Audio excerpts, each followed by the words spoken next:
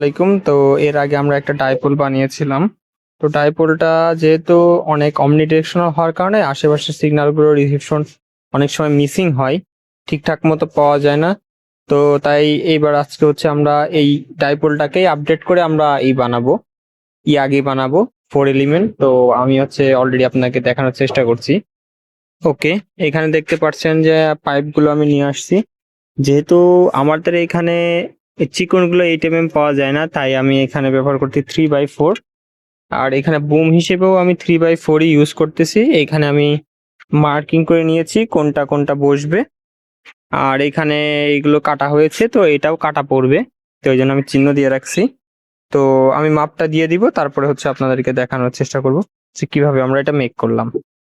আর already আমি আপনাদেরকে একটা মাপ দিয়ে দিব, কোনো সমস্যা নেই, যে মাপে আপনারা বানাতে পারেন। এটা লিজেন্ড RX করার জন্য, যাতে অনেক দূরেরটা আমরা RX করতে পারি। অ্যান্টেনা অনেক বড় কিন্তু।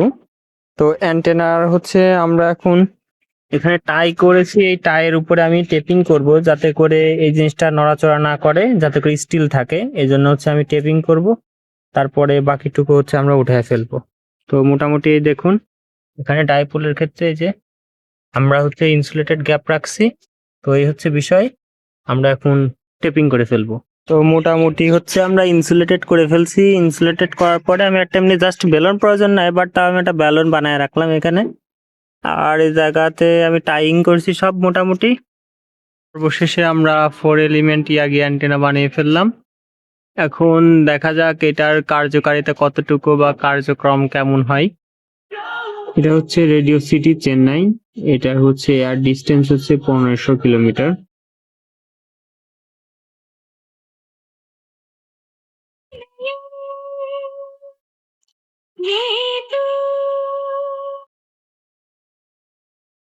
सोच्दै अफिस पुग्ने क्रममा हुनुहुन्छ होला होइन? त्यही पनि 9 बजी हाजिर गर्नुपर्ने व्यक्तिहरू अझै पनि Lubangi o paenga hiani na archisia sangte ludlaushi tenka tiset na তো এই হচ্ছে বিষয়। এখন হচ্ছে যেহেতু এটা ডিরেকশনাল অ্যান্টেনা আর আমি হচ্ছে ডিএক্স লিজেন্ড বানিয়েছিলাম, তো যার কারণে এটা আপনাকে ঘুরিয়ে ঘুরিয়ে ব্যবহার করতে হবে। আর আমি ঘুরিয়ে ঘুরিয়ে যেদিকে স্টেশন সেদিকে আমি পয়েন্ট করে তারপরে এই স্টেশনগুলো পেয়েছি। আর আমি মাত্র 2 দিনে পেয়েছি। আমি যদিও শর্ট ওয়েভ পেয়ে এখনও ট্রাই করিনি, ও শর্ট ওয়েভ ট্রাই করলে আরও বেশি হয়তো পাওয়া যাবে।